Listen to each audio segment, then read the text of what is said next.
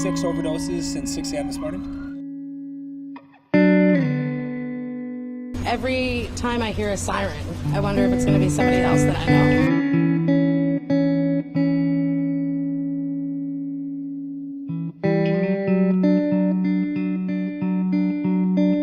Flat on his back, not breathing. So again, hit him and the paramedics were.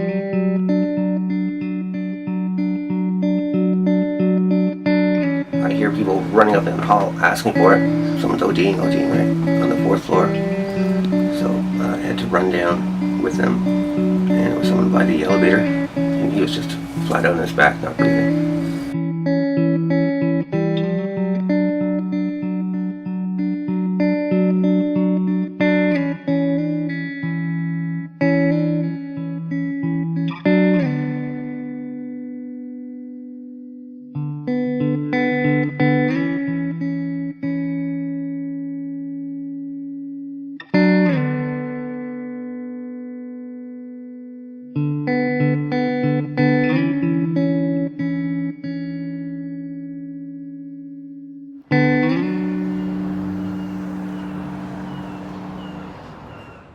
The cost of living in Vancouver is very expensive.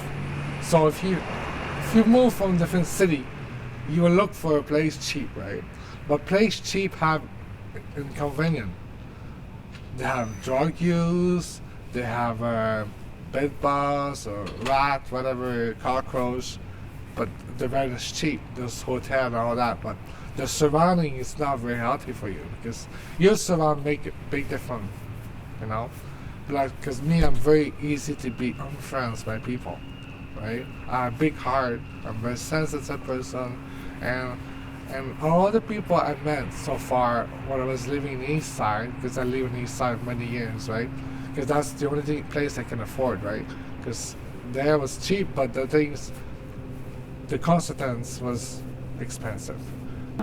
Really at high risk for overdosing, especially if your building does not have harm reduction supplies or doesn't have or keeps naloxone kits locked up and just don't have a good preventive method for people that are using the building. Like if you have to keep it a secret and stuff and they're using alone in their place, then there's no one, if they overdose, no one's going to really notice until they're welfare, or until they do the welfare checks, which is checking up on someone after 4 days, which is not appropriate, but it's just buildings need, a lot of the housing sites need to be harm reduction based because you never know who's using drugs, and it's just, they're like, folks have a hard time because there's so much stigma in drug use. It's just hard for people to set up to let like tenant support workers know or anyone in the building know that they're using drugs sometimes. So I'm thinking about landlords and stuff. Okay, so like landlords have a lot of power over tenants, and landlords tend to not want tenants that use drugs. So they come up with all kinds of reasons to kick them out, and they can usually come up with a reason pretty easy. And people who use drugs often aren't able to fight back or resist. For that reason, people who use drugs and live in buildings like this have to hide it. They can't have like like a more open relationship with their neighbors about drug use, where they like check in with each other, for example, or whatever. There's no like place to go to like be with someone if you need to use drugs, instead of only being in your room where you're alone and potentially at risk of an overdose death. But that's not possible because landlords will kick you out or won't let this happen because they're running a business and the point of the building is to make them money. Unfortunately, what we see is that when there is no housing or no supports on the street or someone to follow somebody, right, these people relapse and go back to drugs and land up overdosing and ultimately doing themselves in.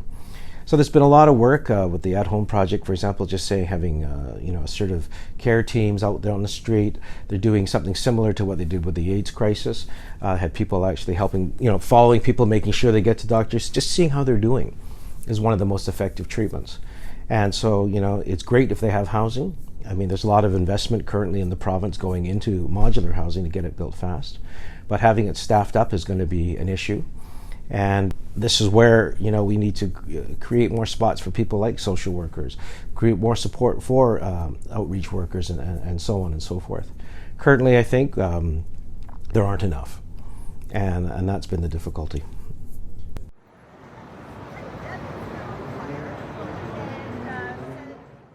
Take drugs and stuff like that, and your friend, make you use, and it's like a circle, right? And it's a vicious circle, because every time it's payday, whatever, they all come to you the night before, they hook you up on drugs, and now you're stuck on that, right? It's hard to get out of the circle, and you want to say no, but they offer it to you, right? So it's hard to say no. And you don't want to be alone. You feel lonely. You want to be with people around. So then you get hooked. I think I don't know if it's the drugs or the fact you don't want to be alone, maybe, or something like that. But it's just everything's related together, right?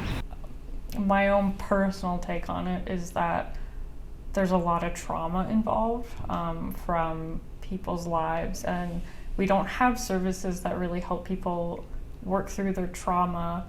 And when you're, if you're going through a day and you're constantly scared because of experiences you've had in the past, and the only thing you can do is use a substance to help those feelings go away, then that's what you're gonna do. You're gonna, substance use is a very effective coping mechanism. Mm-hmm. There's also a justice piece to it, the fact that there is a criminal element to drugs and the way that drugs are viewed, and so people will hide their use for fear of being prosecuted, for fear of being arrested or the like, and so those people are more at risk because they're not able to go to a regulated store like a liquor store or a bar and consume their choice of drugs. They have to do it covertly, and if you're doing that on your own in an apartment, it's not just our clients that we're losing. I've lost friends from that exact same scenario. And it's not fair, because people will go to bars, which are basically harm reduction sites, and use alcohol until someone says you can't anymore because you're a danger to yourself and others. Mm-hmm. But we don't have that for anything else.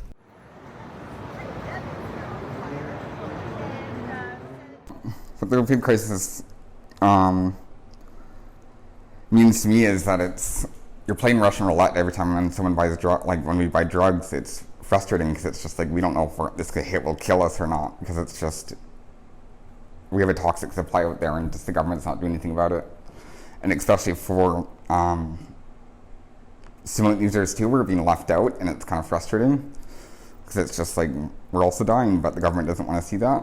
But the opioid crisis to me is just I'm losing way too many friends, and I've lost close to over 100 now, and that grief is for us now, it's just it's just another death pretty much. So we don't really have it, we don't have a chance to grieve over it, because we're losing people, we lose about 4 people a day. So, and this overdose crisis too, it's just that it looks like it, sometimes it can look like it's going well, but it's just because there's no one else to die from this crisis. So it looks like it's leveling off, but it's just leveling off for the fact that no one else can die, really. I guess overdosing, I don't know, I use drugs to the fullest, really. Anything. Even whenever I was drinking, I would use it until I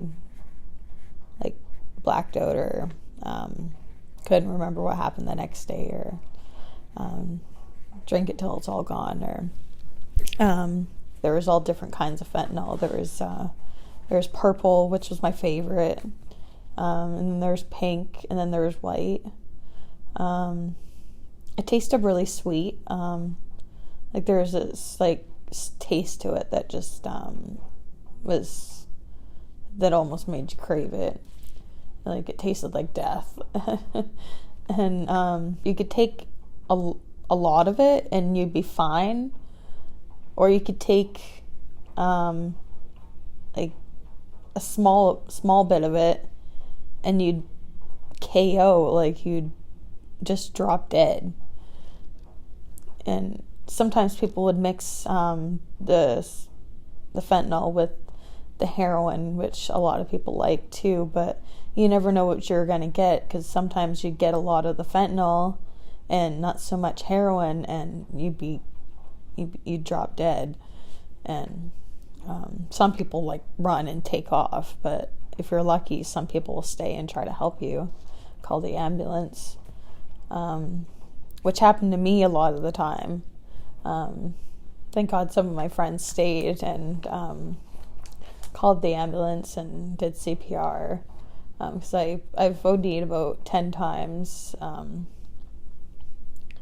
I don't know, I guess it just didn't really faze me. I just didn't really care. I was just in that deep, dark state that I just, I could care less if I died or not. And I told them not to tell anyone because the ACT team was trying to get me to go to treatment, but I didn't want to go. And one of them told on me and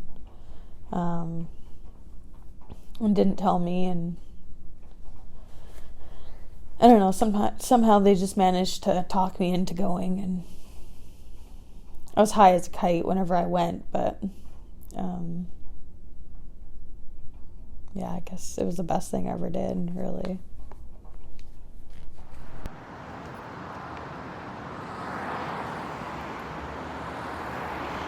The overall successful treatment strategy for people with opioid use disorder, in my opinion, is a multidisciplinary integrated treatment approach, mostly because a lot of people at risk, like who have opioid use disorder, at risk of overdose, they have a wide range of needs, and to address that wide range of needs, we need a multidisciplinary approach.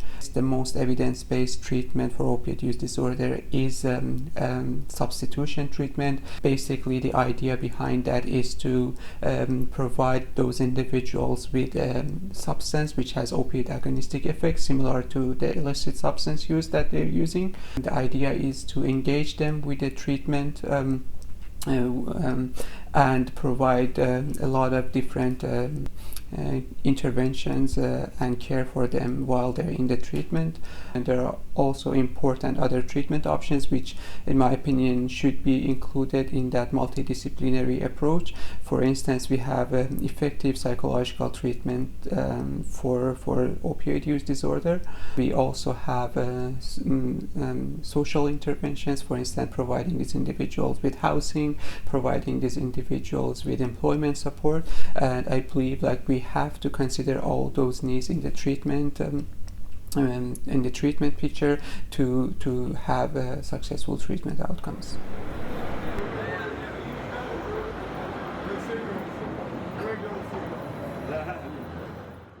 Well, presently what we need to see is more of the modular housing and supports that go within there. We need to see a wider, broader range of substitution medications available, from diacetylmorphine on, which currently aren't widely available. I'd like to see, things like that.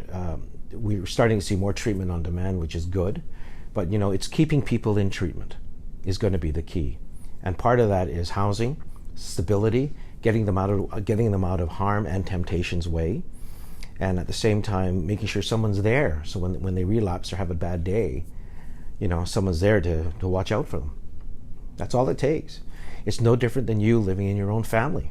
You're not having a bad day, your mom or your dad or your sister or your brother or a friend is going to look out for you and check up on you, right?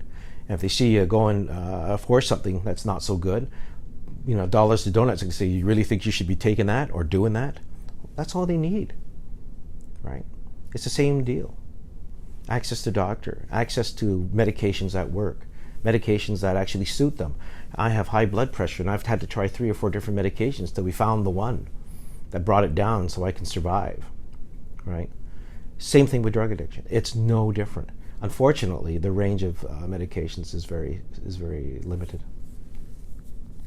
Some ways to prevent opioid overdoses, or just any contaminated supply overdoses too, is just having a safe consumption site in your building, having an overdose prevention site that can be implemented into housing. We have handbooks and stuff to to open one in your building. And a lot of buildings have done that, but some buildings still refuse it and think that it's inappropriate to have it in the buildings. It makes them look bad and stuff, but you're really helping people use safely and be able to be looked after.